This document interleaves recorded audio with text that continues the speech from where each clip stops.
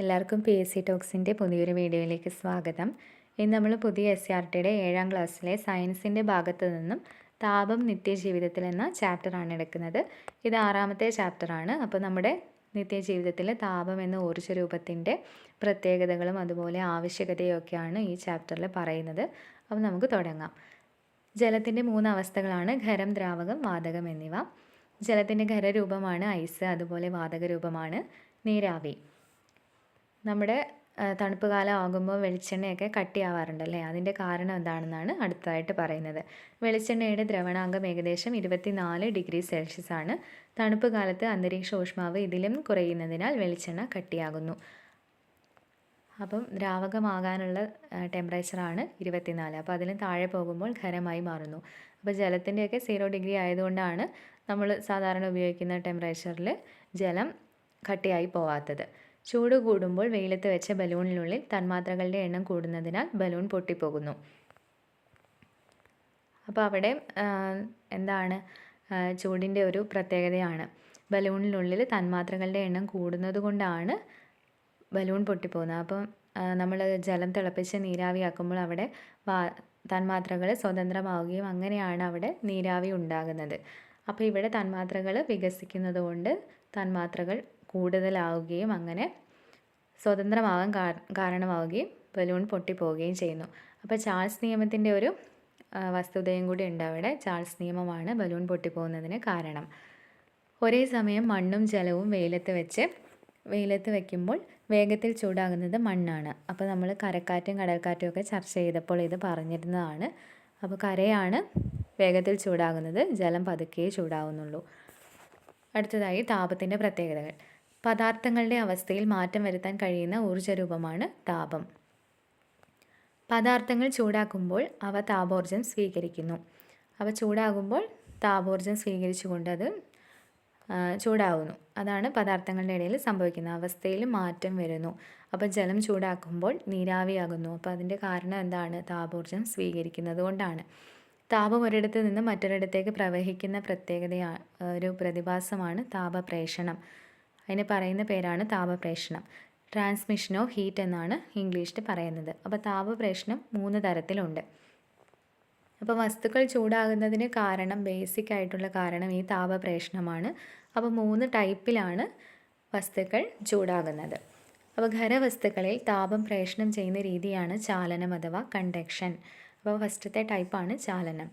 തന്മാത്രകളുടെ യഥാർത്ഥത്തിലുള്ള സ്ഥാനമാറ്റമല്ലാതെ ഒരു വസ്തുവിൻ്റെ ഒരറ്റത്ത് നിന്ന് മറ്റേ അറ്റത്തേക്ക് പ്രേഷണം ചെയ്യപ്പെടുന്ന രീതിയാണ് ചാലനം.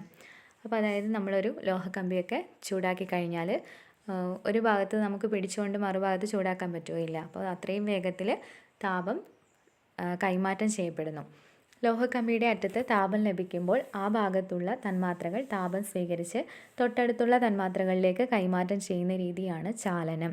അപ്പോൾ ചാലനത്തിന് അതാണ് നടക്കുന്നത്. തന്മാത്രകൾ ഒരു സീരീസ് ആയിട്ടിങ്ങനെ ഒരറ്റത്ത് നിന്ന് മറ്റേ അറ്റത്തേക്ക് കൈമാറ്റം ചെയ്ത് താപം അങ്ങനെ പ്രേഷണം ചെയ്യപ്പെടുന്നു. ചാലനം വഴി താപം നന്നായി കടത്തിവിടുന്ന വസ്തുക്കളാണ് സുചാലകങ്ങൾ അഥവാ ഗുഡ് കണ്ടക്ടേഴ്സ്. അപ്പം ചാലകങ്ങൾ 2 ടൈപ്പിലുണ്ട്. സുചാലകങ്ങളും ഉണ്ട്, കുചാലകങ്ങളും ഉണ്ട്. അപ്പോൾ സുചാലകങ്ങൾ ലോഹങ്ങളാണ്. ഉദാഹരണങ്ങൾ അലുമിനിയം, ചെമ്പ്, ഇരുമ്പ്. ഇനി നമ്മൾ എന്തിനാണ് മെയിനായിട്ട് ഉപയോഗിക്കുന്നത്? പാചകത്തിനുള്ള പാത്രങ്ങൾ നിർമ്മിക്കാനാണ് സുചാലകങ്ങൾ ഉപയോഗിക്കുന്നത്. താപം കടത്തിവിടാത്ത വസ്തുക്കളാണ് കുചാലകങ്ങൾ, പുവർ കണ്ടക്ടേഴ്സ്. അതിന് ഉദാഹരണമാണ് മരക്കഷ്ണം, ഗ്ലാസ് റോഡ്, പേപ്പർ, അതായത് അലോഹങ്ങൾ. ലോഹങ്ങളല്ലാത്തവയാണ് കുചാലകങ്ങൾ. കുചാലകങ്ങൾ ഉപയോഗിക്കുന്ന സന്ദർഭങ്ങൾ: ചൂടുള്ള പാത്രം അടുപ്പിൽ നിന്ന് ഇറക്കി വയ്ക്കാൻ. നമ്മൾ തുണിയോ അല്ലെങ്കിൽ മറ്റെന്തെങ്കിലും വസ്തുക്കൾ കൊണ്ടാണ് ചൂടുള്ള പാത്രം ഇറക്കി വയ്ക്കുന്നത്. അതെല്ലാം കുചാലകങ്ങൾക്ക് ഉദാഹരണങ്ങളാണ്. പാചകം ചെയ്യാൻ ഉപയോഗിക്കുന്ന പാത്രങ്ങളുടെ കൈപ്പിടി നിർമ്മിക്കാൻ. അപ്പോൾ കൈപ്പിടി നിർമ്മിക്കുന്നത് പോളിമറായിട്ടുള്ള ബേക്കറൈറ്റ് കൊണ്ടാണ്. അത് പുവർ കണ്ടക്ടറാണ്, അതുകൊണ്ടാണ് അങ്ങനെ ഉപയോഗിക്കുന്നത്. വാതകങ്ങളിലും ദ്രാവകങ്ങളിലും താപപ്രേഷണം നടക്കുന്ന രീതി സംവഹനമാണ്, കൺവെക്ഷൻ. അപ്പോൾ 2ാമത്തെ ടൈപ്പാണ് സംവഹനം. അത് വാതകങ്ങളിലും ദ്രാവകങ്ങളിലുമാണ് താപപ്രേഷണം നടത്തുന്നത്. അപ്പോൾ ഈ ഒരു ഡെഫിനിഷൻ ഇതേപോലെ ക്വസ്റ്റ്യൻ വന്നിട്ടുണ്ട് ഇതിനു മുമ്പ്.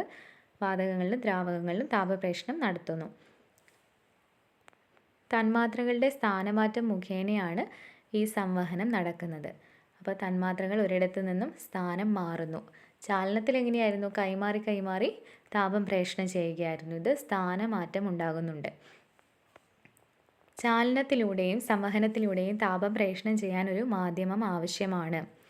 അപ്പോൾ ഒരു മാധ്യമത്തിൻ്റെ സഹായത്തോടെ മാത്രമേ ഇങ്ങനെ താപം പ്രേഷണം ചെയ്യപ്പെടുന്നുള്ളൂ. എന്നാൽ മാധ്യമത്തിൻ്റെ സഹായമില്ലാതെ താപം പ്രേഷണം ചെയ്യപ്പെടുന്ന ഒരു രീതിയുണ്ട്. അതാണ് വികിരണം. അതാണ് മൂന്നാമത്തെ ടൈപ്പ്. റേഡിയേഷൻ എന്നും കൂടി പറയാറുണ്ട് വികിരണം. സൗരതാപം ഭൂമിയിലെത്തുന്ന രീതിയാണ് വികിരണം. അപ്പോൾ വികിരണത്തിന് ഒരു എക്സാമ്പിൾ പോലെ നമുക്ക് പറയാം, സൗരതാപം ഭൂമിയിലെത്തുന്നു. സൂര്യനും ഭൂമിക്കും ഇടയിലുള്ള ശൂന്യസ്ഥലത്തിൻ്റെ വ്യാപ്തി അഥവാ സൂര്യനും ഭൂമിയും തമ്മിലുള്ള അകലമാണ് 15 കോടി കിലോമീറ്റർ. 15 കോടി കിലോമീറ്ററിൽ ഒരു ഡിസ്റ്റൻസിലാണ് സൂര്യനും ഭൂമിയും സ്ഥിതി ചെയ്യുന്നത്. വികിരണം വഴി എല്ലാ ദിശകളിലേക്കും താപം പ്രേഷണം ചെയ്യപ്പെടുന്നുണ്ട്. അപ്പോൾ നമുക്ക് ഒരു ദിശയിലേക്കൂടി മാത്രമല്ലല്ലോ സൂര്യപ്രകാശം ഭൂമിയിലെത്തുന്നത്. എല്ലാ ദിശകളിലും കൂടി ആണ് സൂര്യപ്രകാശം ഭൂമിയിലെത്തുന്നത്. അതുപോലെ വികിരണത്തിന് മറ്റ് എക്സാമ്പിൾസ് ഉണ്ട്. ബൾബ് പ്രകാശിക്കുന്നു. ബൾബ് പ്രകാശിക്കുമ്പോൾ ഒരു സ്ഥലത്ത് മാത്രമല്ലല്ലോ നമുക്ക് പ്രകാശം ലഭിക്കുന്നത്. ബൾബ് പ്രകാശിക്കുമ്പോൾ ഉള്ള ചൂട് ലഭ്യമാകുന്നത് വികിരണത്തിലൂടെയാണ്. അപ്പോൾ ആ ഒരു എക്സാമ്പിളും കൂടി വികിരണത്തിന് വരും. വികിരണ താപത്തെ കൂടുതൽ പ്രതിഫലിപ്പിക്കുന്നത് വെളുത്തതോ മിനുസമുള്ളതോ ആയ പ്രതലങ്ങളാണ്. ആ ഒരു പോയിന്റ് ഇമ്പോർട്ടൻ്റ് ആണ്. വെളുത്തതോ മിനുസമുള്ളതോ ആയ പ്രതലങ്ങൾ വികിരണ താപത്തെ കൂടുതൽ പ്രതിഫലിപ്പിക്കുന്നു. അപ്പോൾ നമ്മൾ കറുപ്പും വെളുപ്പും വസ്ത്രങ്ങൾ, കൂടുതൽ വെയിലുള്ളപ്പം വെളുത്ത വസ്ത്രങ്ങൾ ധരിക്കണം എന്ന് പറഞ്ഞിട്ടുണ്ട്. അതുപോലെ നമ്മൾ വെയിലത്ത് വെച്ച ഒരു ടാങ്കിനൊക്കെ വെള്ള കളറ് പെയിൻ്റ് അടിക്കാറുണ്ട്. കറുത്ത പ്രതലം കൂടുതൽ താപം ആഗിരണം ചെയ്യുന്നു. അപ്പോൾ അത് പ്രതിഫലിപ്പിക്കുന്നില്ല. വെളുത്ത പ്രതലമാണ് കൂടുതൽ പ്രതിഫലിപ്പിക്കുന്നത്. അപ്പോൾ അതങ്ങനെ ചൂടാവില്ല. വെളുത്തതോ മിനുസമുള്ളതോ ആയ പ്രതലങ്ങളാണ് കൂടുതലായും പ്രതിഫലിപ്പിക്കുന്നത്. അടുത്തതായിട്ട് വികിരണം വഴി താപം പ്രസരണം ചെയ്യപ്പെടുന്ന സന്ദർഭങ്ങളാണ് പറയുന്നത്. പ്രകാശിച്ചുകൊണ്ടിരിക്കുന്ന ഫിലമെൻ്റ് ബൾബിൽ നിന്നും താപം താഴെ എത്തുന്നത്, ഇൻക്യുബേറ്ററിൽ മുട്ട വിരിയുന്നത്, തീ കായുമ്പോൾ നമുക്ക് താപം ലഭിക്കുന്നത്. അപ്പോൾ ഇവിടെയൊക്കെ മാധ്യമത്തിൻ്റെ സഹായമില്ലാതെയാണ് താപപ്രേഷണം നടക്കുന്നത്. താപനഷ്ടം കുറയ്ക്കാൻ സാധാരണ ഉപയോഗിക്കുന്ന ഉപകരണങ്ങളാണ് കാസറോള്, തെർമോ ഫ്ലാസ്ക്, ചൂടാറപ്പെട്ടി, ഐസ് പെട്ടി. അപ്പോൾ ഐസ് പെട്ടി നമ്മൾ ഒരുപാട് കാര്യങ്ങൾക്ക് ഉപയോഗിക്കാറുണ്ടല്ലേ. ഐസ് പെട്ടി എങ്ങനെയാണ്? തെർമോക്കോള് കവർ ചെയ്തിട്ടുള്ള പെട്ടിയാണ്. അപ്പോൾ അതിൽ തെർമോക്കോൾ ഉള്ളത് കൊണ്ട് തന്നെ താപം പ്രേഷണം ചെയ്യപ്പെടുന്നില്ല. തെർമോക്കോൾ ഒരു കുചാലകമാണ്. മരുന്നൊക്കെ നമ്മൾ ആശുപത്രികളിൽ മരുന്നൊക്കെ സൂക്ഷിക്കാൻ വേണ്ടിയിട്ട് അങ്ങനെ ഐസ് പെട്ടി ഉപയോഗിക്കാറുണ്ട്. ചൂടാറപ്പെട്ടി എന്താണ്? നമ്മൾ പിക്ചർ അടക്കം ടെക്സ്റ്റ് ബുക്കിൽ പഠിച്ചതാണ് ചൂടാറപ്പെട്ടിയെക്കുറിച്ച്. വസ്തുക്കൾ, ആഹാരപദാർത്ഥങ്ങളൊക്കെ കുറച്ച് ചൂടാക്കി ബാക്കി വേവാൻ വേണ്ടിയിട്ട് നമ്മൾ ഉപയോഗിക്കുന്ന ഒരു വസ്തുവാണ് ചൂടാറപ്പെട്ടി. അപ്പോൾ തെർമോക്കോൾ കൊണ്ടാണ് അത് നിർമ്മിച്ചിരിക്കുന്നത്.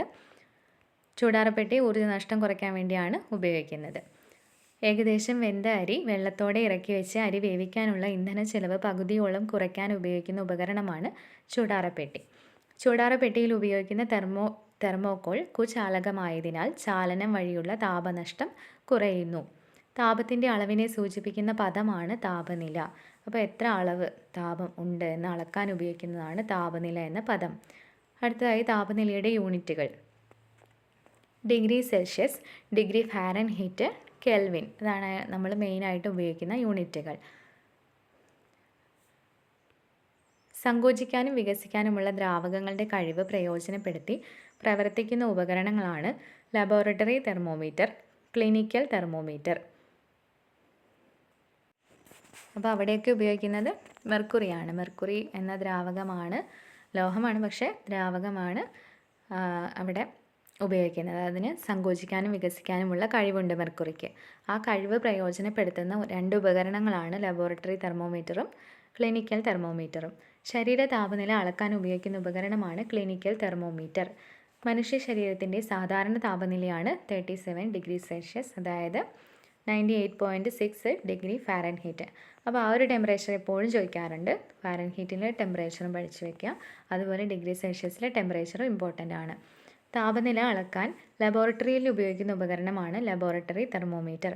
താപം നിലയ്ക്കുമ്പോൾ ഖരവസ്തുക്കളും ദ്രാവകങ്ങളും വാതകങ്ങളും വികസിക്കുകയും താപം നഷ്ടപ്പെടുമ്പോൾ അവ സങ്കോചിക്കുകയും ചെയ്യുന്നു. അപ്പം താപമാണ് അവസ്ഥാമാറ്റത്തിന് കാരണമെന്ന് നമ്മൾ പറഞ്ഞു. അപ്പം ഖരവസ്തുക്കൾ താപം നിലയ്ക്കുമ്പോൾ ദ്രാവകങ്ങളാവുകയും അതുപോലെ ദ്രാവകങ്ങളും വാതകങ്ങളും വികസിക്കുകയും താപം നഷ്ടപ്പെടുമ്പോൾ അവ സങ്കോചിക്കുകയും ചെയ്യുന്നു. അപ്പോൾ ആ ഒരു അവസ്ഥാമാറ്റത്തിന് പിന്നിൽ താപമാണ്. ഖരവസ്തുക്കളുടെ താപീയ വികാസവുമായി ബന്ധപ്പെട്ട സന്ദർഭങ്ങളാണ് അടുത്തതായിട്ട് പറയുന്നത്. ഇലക്ട്രിക് പോസ്റ്റിലെ വൈദ്യുത കമ്പികൾ വേനൽക്കാലത്ത് അയഞ്ഞു പോകുന്നു. അപ്പോൾ വേനൽക്കാലത്ത് ചൂട് കൂടുകയും അതുപോലെ അവിടെ അവസ്ഥാമാറ്റം സംഭവിക്കുകയും ഇലക്ട്രിക് പോസ്റ്റിലെ വൈദ്യുത കമ്പികൾ അയഞ്ഞു പോവുകയും ചെയ്യുന്നു. മുറുകി ഉറച്ചുപോയ പെൻക്യാപ്പ് ചെറുതായി ചൂടാക്കി ഊരിയെടുക്കുന്നു. അതുപോലെ മുറുകിയ സ്റ്റീൽ ചോറ്റുപാത്രത്തിൻ്റെ അടപ്പ് ചൂടാക്കി തുറക്കുന്നു. അപ്പോൾ അവിടെയൊക്കെ ഒരു അവസ്ഥാമാറ്റം സംഭവിക്കുന്നതുകൊണ്ട് തന്നെ താപപ്രേഷണത്തിലൂടെ നമുക്ക് ഇതൊക്കെ ഈസി ആയിട്ട് ചെയ്യാൻ പറ്റുകയാണ് ചെയ്യുന്നത്. പകൽ കടലിൽ നിന്ന് കരയിലേക്ക് വീശുന്ന കാറ്റാണ് കടൽക്കാറ്റ്. നമുക്കറിയാം പകൽ സമയങ്ങളിലാണ് കടൽക്കാറ്റ് വീശുന്നത്. അപ്പോൾ ഈ കടൽക്കാറ്റ്, കരക്കാറ്റ് ഏതൊരു കാറ്റിൻ്റെതാണെങ്കിലും പേരുകൾ നമ്മൾ വരുന്നത് അത് തുടങ്ങുന്ന സ്ഥലത്ത് നിന്നാണ്. അപ്പോൾ എവിടെ നിന്നാണോ ആരംഭിക്കുന്നത് ആ ഒരു പേരിലായിരിക്കും ആ കാറ്റ് അറിയപ്പെടുന്നത്. അപ്പോൾ കടലിൽ നിന്നാണ് വീശുന്നതെങ്കിൽ കടൽക്കാറ്റും കരയിൽ നിന്നാണ് വീശുന്നതെങ്കിൽ കരക്കാറ്റുമായിരിക്കും. ജലത്തേക്കാൾ വേഗത്തിൽ കര ചൂട് പിടിക്കുന്നതിനാൽ പകൽ സമയങ്ങളിൽ കരയ്ക്ക് കടലിനേക്കാൾ ചൂട് കൂടുതലാണ്. അപ്പോൾ ഈ ഒരു കാര്യം നമ്മൾ ആദ്യം പറഞ്ഞായിരുന്നു, സ്റ്റാർട്ട് ചെയ്യുമ്പോൾ പറഞ്ഞൊരു കാര്യമാണ്. കരയുടെ മുകളിലുള്ള വായു ചൂടുപിടിച്ച് വികസിച്ച് മുകളിലേക്ക് ഉയരുമ്പോൾ കടലിൽ നിന്നുള്ള ചൂട് കുറഞ്ഞ വായു കരയിലേക്ക് പ്രവേശിക്കുന്നു. ഇതിനെ കടൽക്കാറ്റ് എന്ന് പറയുന്നു. അപ്പോൾ കടൽക്കാറ്റുണ്ടായ സന്ദർഭമാണ് അവിടെ വിശദീകരിച്ചത്.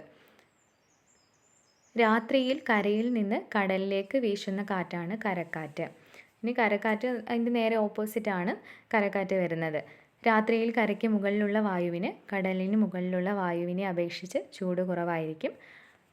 നമുക്കറിയാം വെയിൽ പോയി കഴിഞ്ഞാൽ ചൂട് കുറയുമല്ലോ. കടലിന് മുകളിലുള്ള വായു ചൂട് പിടിച്ച് വികസിച്ച് മുകളിലേക്ക് ഉയരുമ്പോൾ കരയ്ക്ക് മുകളിലെ വായു കടലിലേക്ക് പ്രവഹിക്കുന്നു. ഇത് കരക്കാറ്റ് എന്നറിയപ്പെടുന്നു. അപ്പോൾ കരയിൽ നിന്ന് വീശുന്ന കാറ്റാണ് കരക്കാറ്റ്. അപ്പോൾ ആ ഒരു പോയിൻ്റ് ഓർത്ത് വെക്കുക. എവിടെ നിന്നാണോ വീശുന്നത് ആ പേരിലായിരിക്കും ആ കാറ്റ് അറിയപ്പെടുന്നത്. അപ്പോൾ കരക്കാറ്റും കടൽക്കാറ്റും ഒക്കെ എപ്പോഴും PSC ചോദിക്കാറുള്ള ഒരു ക്വസ്റ്റ്യനാണ്. അതുപോലെ ടെമ്പറേച്ചർ 37 ഡിഗ്രി സെൽഷ്യസ് ശരീര താപനില ചോദിക്കാറുണ്ട്. പിന്നെ ക്ലിനിക്കൽ തെർമോമീറ്റർ അതുപോലെ ലബോറട്ടറി തെർമോമീറ്റർ, അത് ശരീര താപനില അളക്കാൻ ക്ലിനിക്കൽ തെർമോമീറ്ററും ലബോറട്ടറിയിൽ ഉപയോഗിക്കുന്നത് ലബോറട്ടറി തെർമോമീറ്ററുമാണ്. അപ്പോൾ രണ്ടിലും മെർക്കുറിയാണ് ഉപയോഗിക്കുന്നത്. പിന്നെ വികിരണത്തിൻ്റെ പ്രത്യേകതകൾ ഏതൊക്കെയാണ്, ആ ഒരു ഇമ്പോർട്ടൻ്റ് ആയിട്ടുള്ള ആ ഒരു സന്ദർഭങ്ങൾ ഓർത്ത് വയ്ക്കുക. ഇൻക്യുബേറ്ററിൽ മുട്ട വിരിയിക്കാനും അതുപോലെ തീ കായുമ്പോൾ താപം ലഭിക്കുന്നത്, ആ 3 പോയിൻ്റ് ഓർത്ത് വെക്കുക. പിന്നെ സുചാലകങ്ങൾ കുചാലകങ്ങൾ ആ ഒരു വേർതിരിവും ഇമ്പോർട്ടൻ്റ് ആണ്. അത്രയേ ഉള്ളൂ ഈ ഒരു ചാപ്റ്ററിൽ. അപ്പോൾ സിമ്പിളായിട്ടുള്ള ഒരു ചാപ്റ്ററാണ്. അപ്പോൾ എല്ലാവരും പഠിക്കാം. അടുത്തൊരു ക്ലാസ്സുമായിട്ട് വീണ്ടും കാണാം. താങ്ക്